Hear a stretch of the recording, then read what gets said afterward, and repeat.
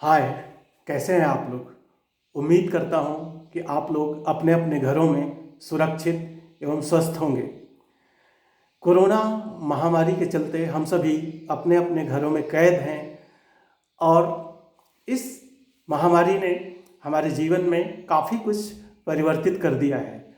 उन्हीं में से एक है कि सारे स्कूल कॉलेज बंद हैं, लॉकडाउन है पूरे देश में, हम कहीं बाहर जा नहीं सकते हैं, हमारी पढ़ाई लिखाई प्रभावित हो रही है। तो ये सोचा गया कि क्यों न ऑनलाइन माध्यम का उपयोग करके छात्रों की पढ़ाई को कुछ गति देने की कोशिश की जाए। तो इसी क्रम में मेरे द्वारा राजनीति विज्ञान की क्लासेस की छोटी छोटी वीडियोस बनाने की शुरुआत की जा रही है।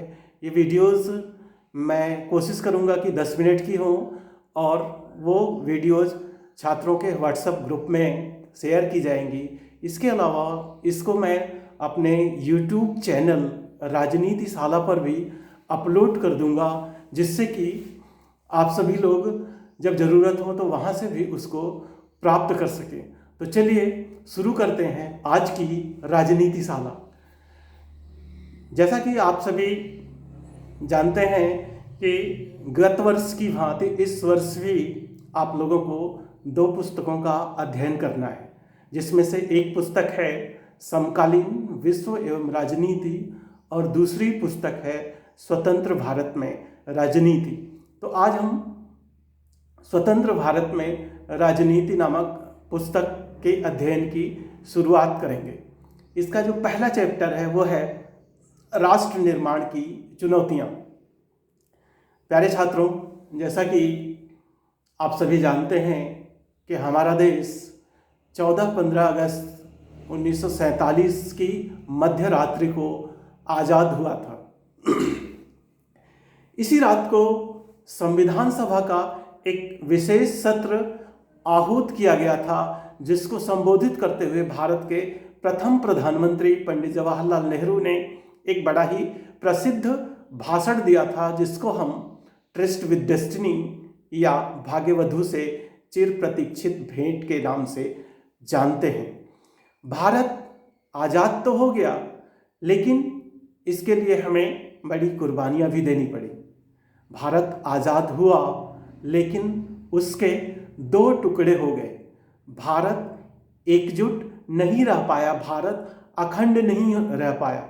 भारत को आज़ादी तो मिली, लेकिन देश के बंटवारे के साथ। तो इस वजह से हमें आज़ाद होने की खुशी थी, तो दूसरी तरफ हमें बंटवारे का गम भी था। एक तरफ जनता की आशाओं आकांक्षाओं को पूरा होने की उम्मीद थी, तो दूसरी तरफ हमारे सामने समस्याओं का पहाड़ खड़ा था, चुनौतियां मुहवाएं खड़ी थी।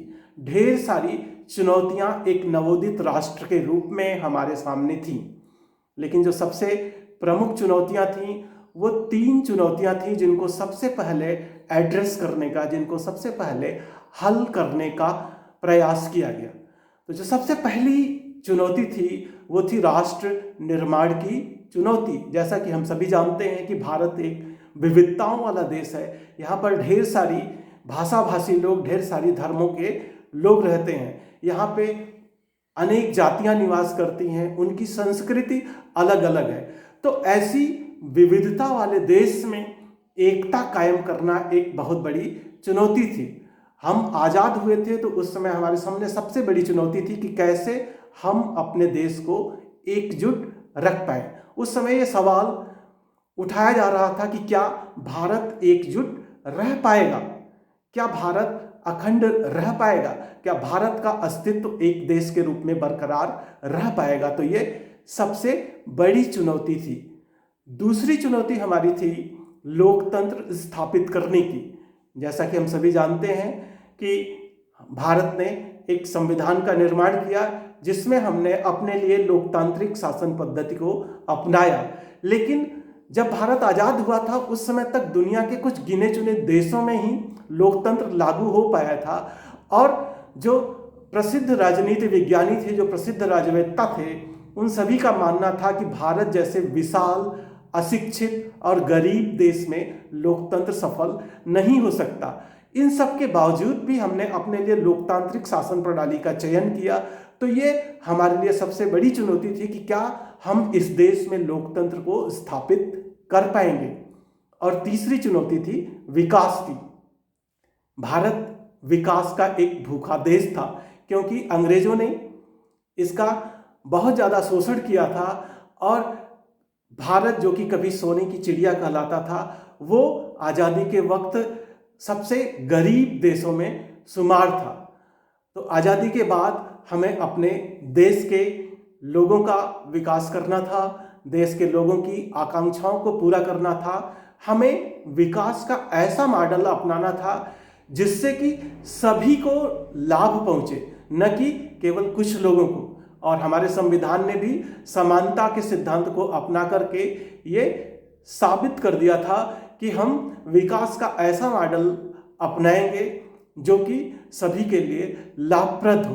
तो ये 3 प्रमुख चुनौतियां थीं आज़ादी के वक्त हमारे सामने।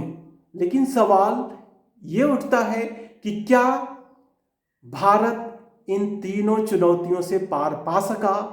क्या भारत ने इन तीनों चुनौतियों का समाधान कर लिया? क्या भारत राष्ट्रीय एकता को प्राप्त करने में सफल रहा? क्या भारत में लोकतंत्र स्थापित हो पाया? या क्या भारत का विकास हो पाया जैसा कि हम सभी चाहते थे? तो इन सवालों का जवाब हम आने वाले वीडियो में तलाशेंगे। इन सवालों का उत्तर हम अगले वीडियो में तलाशने की कोशिश करेंगे। तब तक के लिए स्टे होम, स्टे सेफ, और हाँ, सभी लोग आरोग्य सेतु ऐप डाउनलोड कर लीजिए। ये आपको कोरोना महामारी से बचने में मदद करेगा।